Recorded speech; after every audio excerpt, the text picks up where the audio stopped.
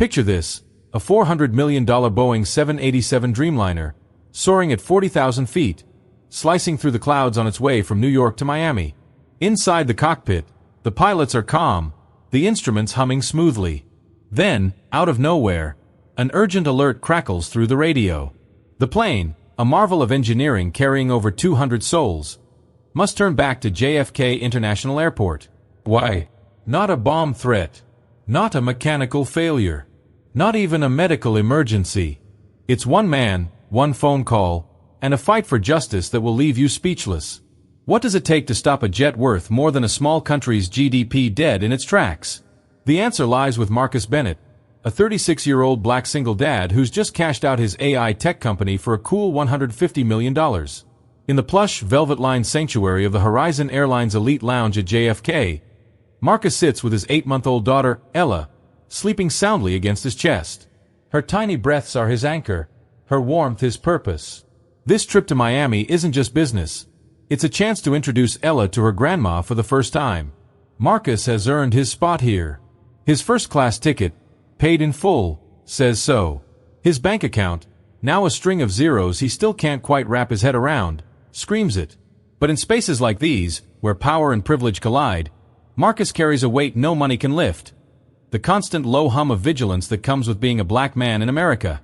Every glance, every question, every sir laced with suspicion, he feels it. And today, that hum is about to turn into a roar. Enter Karen Walsh, the lead flight attendant with a smile as fake as a $3 bill and eyes that size Marcus up like he's a puzzle that doesn't fit. "Sir, I need your ID," she says, her voice dripping with a brittle politeness that doesn't reach her cold stare. This isn't about security. It's about control. And it's just the beginning of a showdown that will ground a plane, torch a career, and spark a movement. Buckle up. You're in for a ride you won't forget. In the Horizon Airlines Elite Lounge at JFK, Marcus Bennett cradles his daughter Ella, her tiny hand curled around his finger like it's the only anchor in her world. The lounge is a bubble of luxury.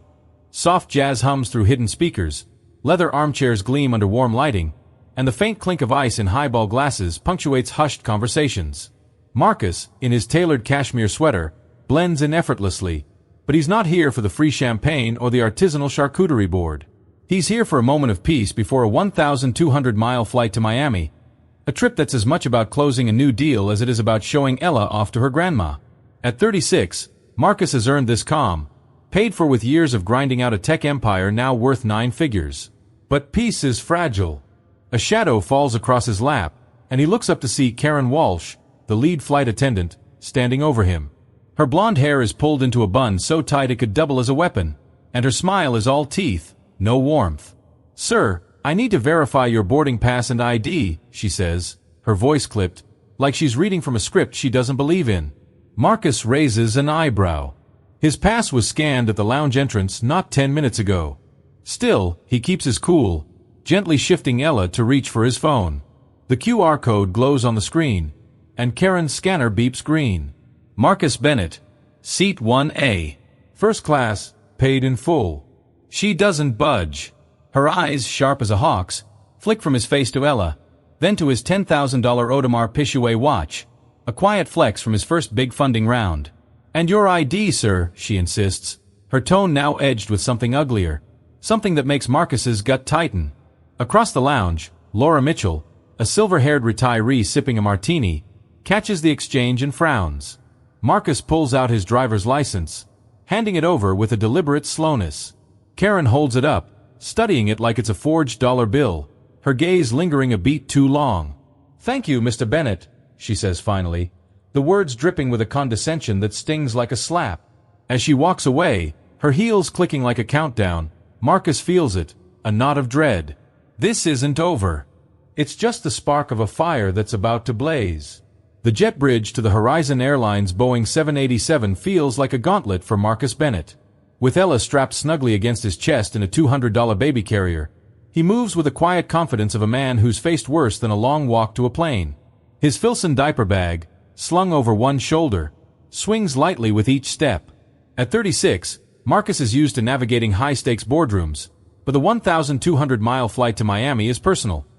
A chance to show his 8-month-old daughter to her grandma and seal a new deal. The first-class cabin, with its promise of 6-foot lie-flat seats and curated wine lists, is his hard-earned reward. But as he nears the aircraft door, that familiar hum of vigilance in his gut spikes to a full-blown alarm. Karen Walsh is waiting. Her navy blue uniform is crisp, her blonde bun a fortress of control, but her eyes are pure ice. The elderly couple ahead of Marcus gets a syrupy, "Welcome aboard," and a smile that could sell toothpaste. When Marcus steps up, her face hardens, the warmth evaporating like a spilled coffee on a hot tarmac.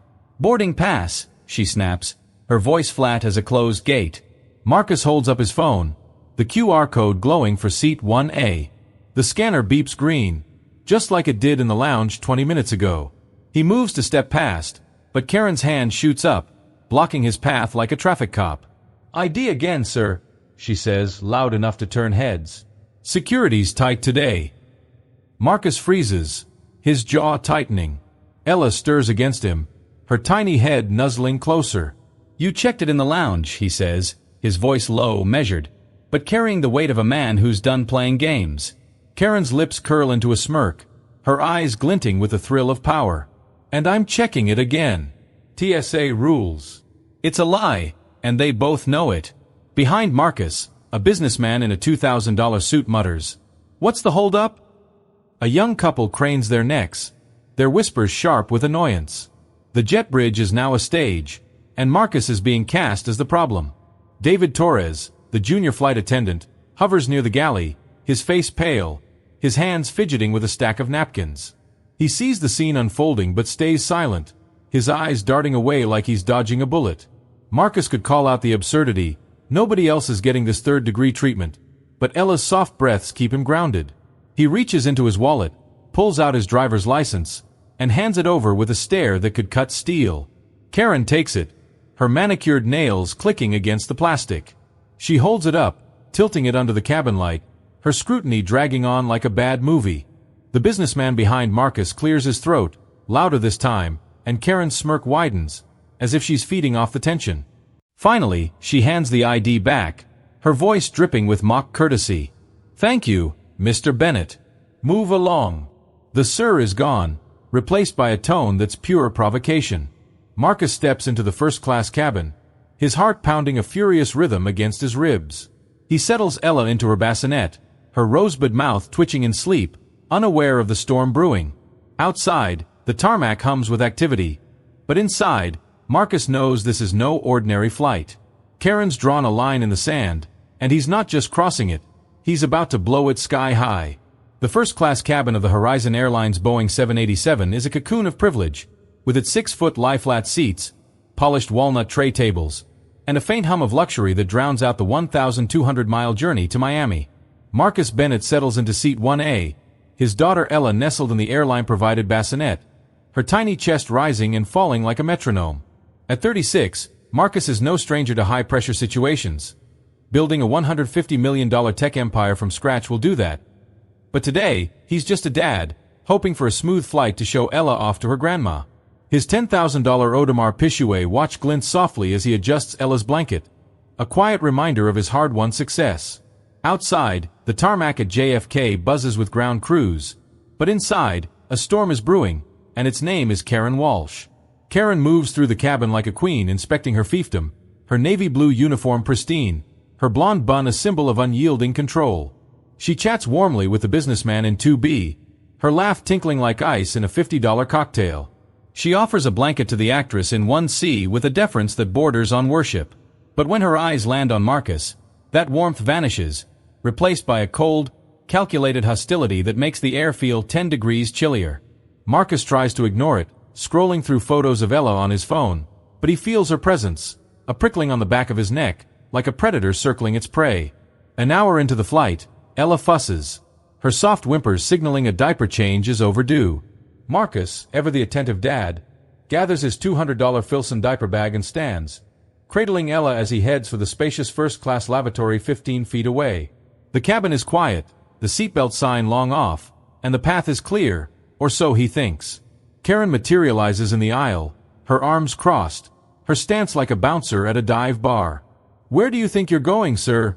she asks, her voice loud enough to carry across the 20-seat cabin. Marcus pauses, his heart kicking up a notch. "To the lavatory," he says, his tone even, "to change my daughter's diaper." Karen's lips curl into a sneer, her eyes glinting with something dark and ugly.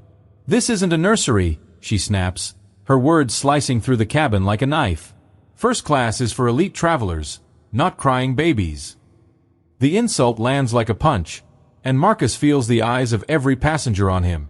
Ella's whimpers grow louder, her little face scrunching up, and Marcus's blood starts to boil. "It's a matter of hygiene," he says, his voice still calm but now edged with steel. "For her and everyone else on this plane." "Hygiene?" Karen scoffs, her voice rising to a theatrical pitch. "Maybe you should have thought about that before dragging a baby onto a 5-hour flight. This cabin isn't your personal daycare." Gasps ripple through the seats. Laura Mitchell, the silver-haired retiree from the lounge, bolts upright in 3A. "This is outrageous," she says, her voice clear and firm. "Let him through." The businessman in 2B shifts uncomfortably, his $2,000 suit suddenly feeling too tight. David Torres, the junior flight attendant, peeks from the galley, his face ashen, his hands frozen on a tray of coffee cups. But Karen is undeterred, feeding off the chaos she's created. She steps closer, her 5'4" frame somehow looming over Marcus's 6'2" build. "I need your ID again," she demands, her tone now a venomous hiss. "Right now." Marcus blinks, disbelief washing over him like a cold wave. "You've checked it twice already," he says, his voice dropping to a dangerous calm. "What's the real issue here, Karen?" Her eyes narrow, and she leans in, her voice low but dripping with malice. "The issue is you don't belong in first class. I have reason to believe you're not the person on this ticket. You don't fit the profile." The words hang in the air, heavy and poisonous, a naked accusation of prejudice that silences the cabin. Laura's jaw drops. The actress in 1C pulls off her sunglasses, staring in shock. Even David, still clutching his tray, looks like he's been slapped. Marcus feels the weight of a lifetime of microaggressions crash down, every random security check, every skeptical glance in a boardroom. But this isn't about him anymore. It's about Ella, crying in his arms, her discomfort mocked by a woman wielding her badge like a weapon. "Step aside, Karen," Marcus says, his voice quiet but carrying the force of a tidal wave. His eyes burn with a resolve that makes her flinch. "I'm changing my daughter's diaper. Unless you want to explain to the captain why you're endangering a child's health." Karen's face flushes red, her smugness cracking like cheap glass. She steps back, but her eyes scream defiance. "Show me your ID, or I'll have you arrested in Miami," she spits, her last desperate play. Marcus looks down at Ella, her cries now a piercing wail, and makes a decision. This isn't a skirmish. It's war. And he's done playing by her rules.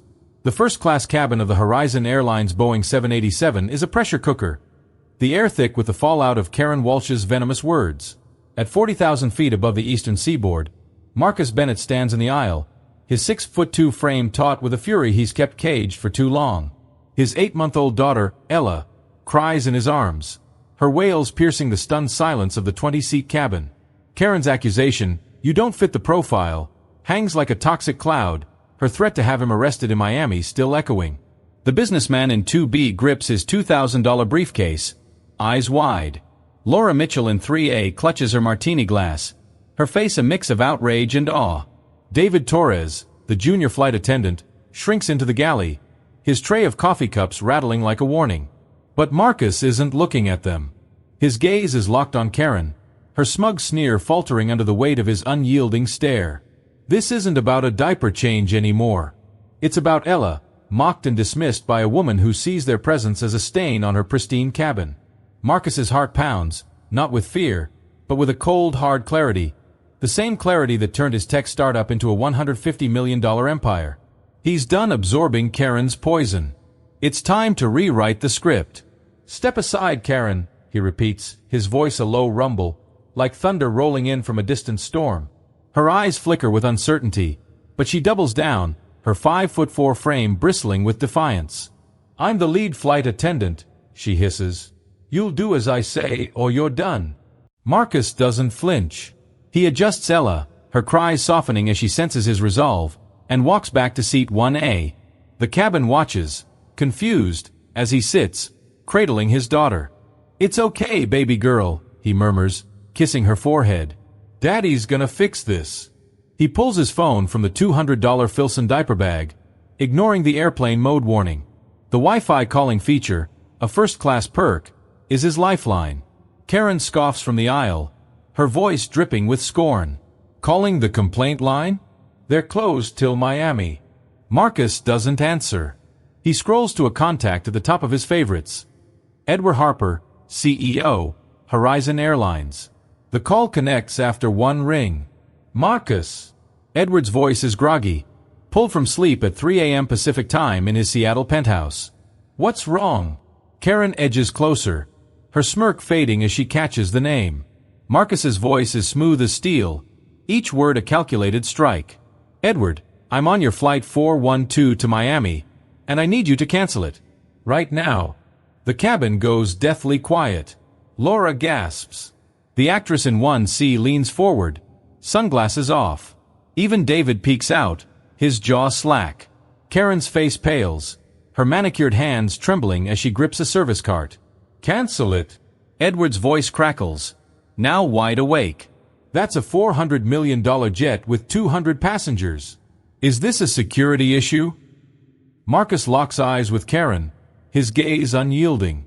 "The issue is your brand, Edward. Your lead flight attendant, Karen Walsh, has been harassing me for 2 hours because I'm a black man in first class.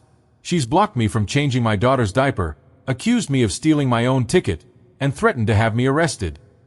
Karen lurches forward, her voice shrill. "He's lying." Marcus doesn't blink. "She said I don't fit the profile. I'm done negotiating with prejudice at 40,000 feet." Edward's silence is deafening, the hum of the jet's engines filling the void. "Get me her name, the captain's name," he finally says, his tone glacial. "Karen Walsh," Marcus replies. Captain's behind a locked door, oblivious. "But this isn't just about her, Edward. It's about a culture that lets her thrive. I sold my company for 9 figures. Your airline uses my software to track your 300-plane fleet. You know I don't bluff." Karen's knees buckle, her service cart rattling like a death knell. Laura pulls out her phone, discreetly recording. "I need this plane back at JFK," Marcus continues, his voice unwavering. "You'll cite operational issues. A corporate rep, not security, meets me on the tarmac. My car will be waiting. You cover all costs, and we'll talk about a company-wide anti-bias overhaul. Do this, and the story ends here. Refuse, and I call CNN from Miami. Your stock will tank by sunrise." Edward exhales, defeated. Turnaround approved. "A rep will meet you." "I'm sorry, Marcus." Marcus disconnects, slipping the phone into his pocket. Karen stares, her face a mask of panic, her empire of petty power crumbling. The cabin holds its breath, knowing they've just witnessed a seismic shift. Marcus rocks Ella, now quiet, and whispers, "We're going home, baby girl." Outside, at 40,000 feet, the jet begins its fateful turn, and Karen's world burns to ash. The first-class cabin of the Horizon Airlines Boeing 787 is a frozen tableau, the silence at 40,000 feet louder than the jet's engines. Marcus Bennett sits in seat 1A, his 8-month-old daughter Ella now calm in his lap, her big eyes blinking at the world she's unwittingly appended. His $150 million tech empire gave him power, but it's his love for Ella that just grounded a $400 million plane. Karen Walsh, the lead flight attendant, stands by the galley, her once imposing blonde bun unraveling, her face as white as the napkins David Torres clutches in the corner. The other passengers, Laura Mitchell in 3A, the businessman in 2B, the actress in 1C, stare at Marcus, not with suspicion now, but with a mix of awe and respect. They've just witnessed a corporate earthquake, and Marcus is its epicenter. Less than a minute after Marcus hangs up with CEO Edward Harper, the intercom crackles. The captain's voice, tight with tension, breaks the hush. "Folks, this is your captain. Due to unforeseen operational issues, we're returning to JFK International Airport. Please remain seated. We apologize for the inconvenience." Groans ripple through the 200-seat plane, but in first class, the truth is dawning. This isn't a mechanical glitch. It's Marcus Bennett, a 6'2" black dad who refused to let prejudice win. Karen's eyes dart wildly, searching for an escape, but there's nowhere to hide at 40,000 feet. The plane banks sharply, its 1,200-mile journey to Miami aborted. Karen stumbles into the galley, yanking the curtain shut, but it's a flimsy shield. David, the junior flight attendant, takes over, his hands shaking as he offers water to passengers, his eyes avoiding Marcus like he's a live wire. Laura leans across the aisle, her silver hair glinting under the cabin lights. "You did the right thing," she whispers, her voice firm. Marcus nods, his jaw still tight, but Ella's soft coos ground him. He's not just fighting for himself, he's fighting for her future. As the jet descends into JFK, the cabin braces for landing. The seatbelt sign dings, and the tarmac comes into view, bathed in the golden glow of a New York sunset. The plane taxis to a secluded gate, far from the main terminal. Two figures appear at the cabin door. Captain Reynolds, his four-stripe epaulets gleaming, and Rachel Evans, a Horizon Airlines VP in a sharp $1,000 blazer. The captain strides to the galley and rips back the curtain. "Karen Walsh," he barks, his voice like a gavel. "Your ID. Now." Karen emerges, her uniform rumpled, her face streaked with tears. She fumbles for her airline badge, her hands trembling so badly it slips to the floor. "You're suspended pending termination," Reynolds says, his tone final. "Security will escort you out." Rachel Evans steps forward, her voice steady but heavy with regret. "Mr. Bennett, I'm Rachel Evans, VP of In-Flight Services. On behalf of Horizon Airlines, I apologize. A full investigation is underway. Your car is waiting on the tarmac." Marcus gathers Ella and his $200 Filson bag, his movements deliberate. As he passes Karen, she chokes out, "You've ruined me." Marcus pauses, his eyes not angry but weary. "No, Karen," he says softly. "You built this cage yourself." He steps onto the jet bridge, descending to a black Cadillac Escalade idling below. The 787 looms behind him, a $400 million monument to his stand. Ella nestles against his chest, safe at last. The sun dips below the horizon, and Marcus knows this is just the beginning. Karen's career is ashes, but the real reckoning is coming. The black Cadillac Escalade glides away from the tarmac at JFK International Airport, carrying Marcus Bennett and his daughter Ella toward their $2 million Brooklyn brownstone. Behind them, the $400 million Boeing 787 sits silent, its 1,200-mile journey to Miami derailed by Marcus's stand against prejudice. But the real storm is just beginning, not in the skies, but online. Laura Mitchell, the silver-haired retiree from Seat 3A, isn't just a witness, she's a catalyst. While waiting in the chaotic rebooking line at JFK, her 60-second iPhone video of Karen Walsh's meltdown hits X with a single hashtag, #HorizonKaren. The clip, showing Karen sneering, "You don't fit the profile," as Marcus cradles a crying Ella, spreads like wildfire. Within 6 hours, the video racks up 10 million views. #HorizonKaren trending nationwide. By midnight, it's global, shared across TikTok, Instagram, and Reddit. Laura's post, a 280-character takedown, details the entire saga. Karen's harassment, Marcus's calm defiance, and the jet's unthinkable turnaround. The internet erupts.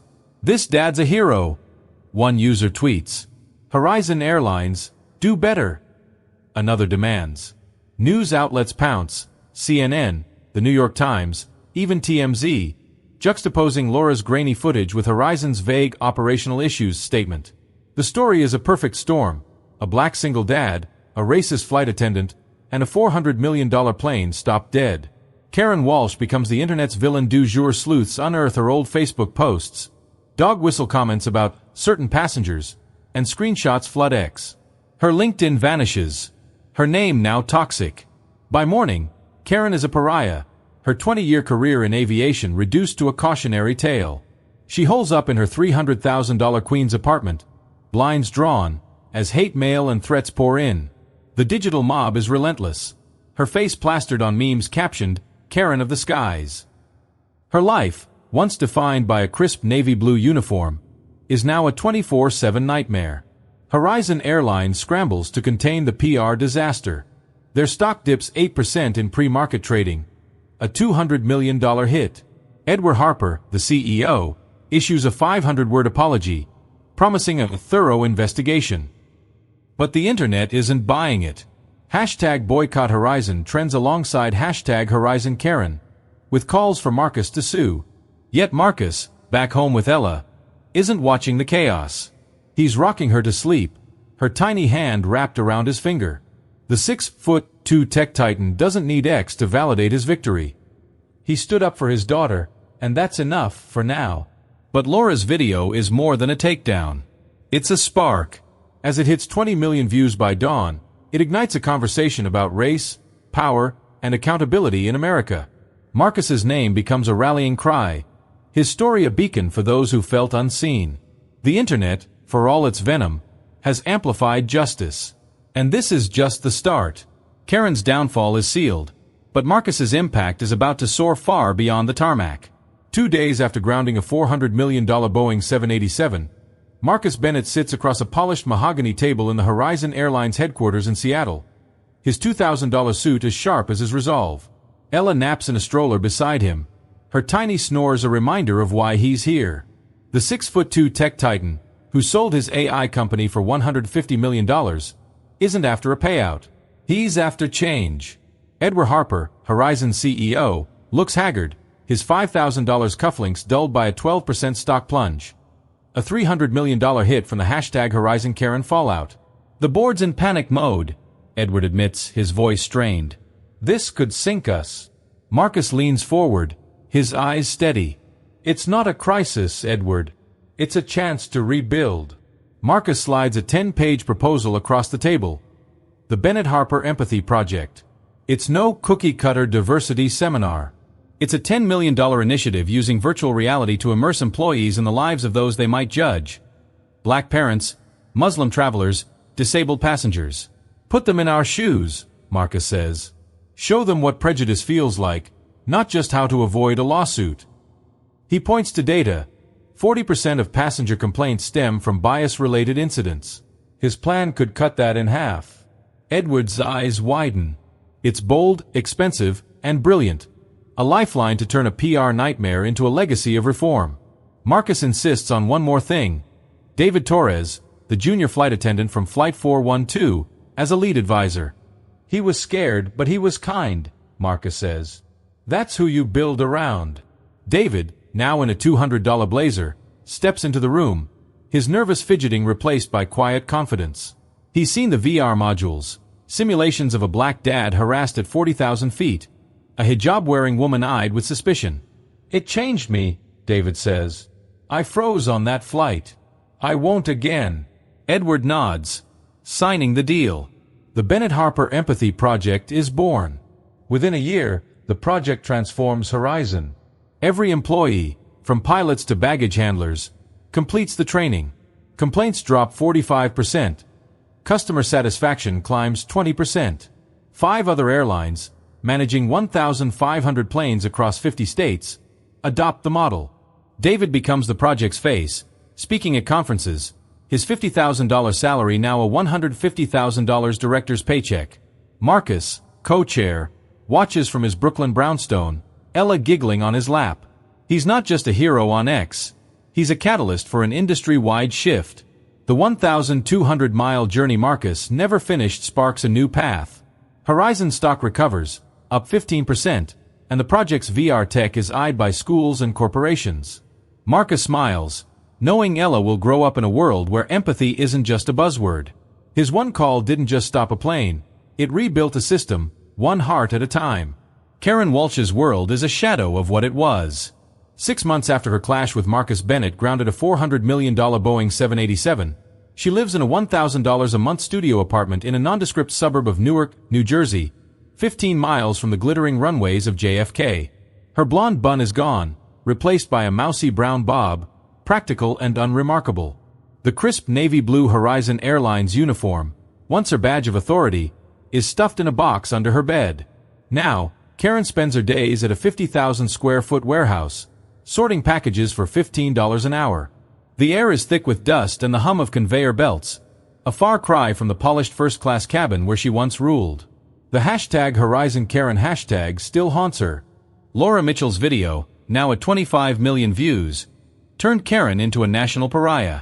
Her face, frozen in that venomous sneer, is a meme staple, captioned with jabs like, Karen of the skies. Her old life, 20 years of strutting through airports, commanding cabins, is ashes. Job applications to airlines, hotels, even retail, go unanswered. Her name is poison. She avoids X and newsstands, where headlines about Marcus's Bennett Harper empathy project sting like salt in a wound. The project's success, adopted by airlines managing 1,500 planes, is a constant reminder of her downfall. Some nights, alone in her 300-square-foot apartment, Karen replays that day at 40,000 feet. The sound of Ella's cries, Marcus's steady gaze, his words, "You built this cage yourself," cut deeper than the internet's scorn. She tells herself it was a bad day, that Marcus overreacted, that the woke mob ruined her. But in the quiet, under the flicker of a $10 thrift store lamp, truth creeps in. She sees herself, wielding her badge like a club, judging a man for his skin, not his character. Regret is a heavy guest, but she hasn't found the courage to invite it fully. One evening, waiting at a bus stop in the rain, Karen glimpses a TV through a diner window. David Torres, the once timid flight attendant, stands in a $500 suit, now director of the Empathy Project. He speaks of changing hearts, not just policies. Karen freezes, the bus rolling past. The world she fractured has rebuilt itself, stronger, without her. She's a ghost, exiled by her own choices, left to carry the weight of a single catastrophic moment. Marcus Bennett's stand didn't just stop a $400 million Boeing 787 mid-flight. It reshaped an industry. From his $2 million Brooklyn brownstone, the 6'2" tech titan watches his daughter Ella, now toddling at 18 months, chase sunbeams across the hardwood floor. His one call to Horizon Airlines CEO, Edward Harper, didn't just ground a 1,200-mile flight from JFK to Miami. It grounded prejudice itself. The Bennett Harper Empathy Project, now a $10 million beacon of change, has trained 50,000 employees across 6 airlines, slashing bias-related complaints by 45%. David Torres, once a nervous flight attendant, now leads the charge. His $150,000 director's salary a testament to courage found in crisis. Horizon stock, once down 12%, is up 15%, proof that doing right pays off. But Marcus's victory isn't just numbers. It's a ripple effect. Laura Mitchell's viral hashtag Horizon Karen video, now at 25 million views, sparked a national reckoning on race and power. Karen Walsh, exiled to a $1,000 a month Newark apartment, is a cautionary tale of what prejudice costs. Marcus didn't just win for himself. He won for Ella, for every parent who's felt judged, for every person told they don't fit the profile. His story proves one voice can shift the system, one call can change the world. Here's the lesson. Speak up. Injustice thrives in silence, but courage creates waves. Marcus used his power, not for revenge, but for reform, turning a 40,000-foot showdown into a movement. You don't need a $150 million company to make a difference.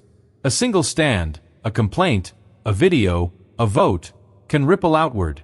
David's transformation from bystander to leader shows anyone can grow. Ask yourself, what's your moment? When you see wrong, will you freeze or fight? One small act, like Marcus's call, can topple giants. Now, it's your turn. This story isn't just Marcus's, it's ours. If his courage moved you, hit that like button to show the world you stand for justice. Share this video with someone who needs to hear it. Your friend, your coworker, your family. Drop a comment below. What's the most powerful moment in this saga? What would you do to stop injustice? Subscribe and ring the bell for more stories that ignite change. Marcus didn't just stop a plane. He cleared the air for all of us. Let's keep that momentum soaring, one voice at a time.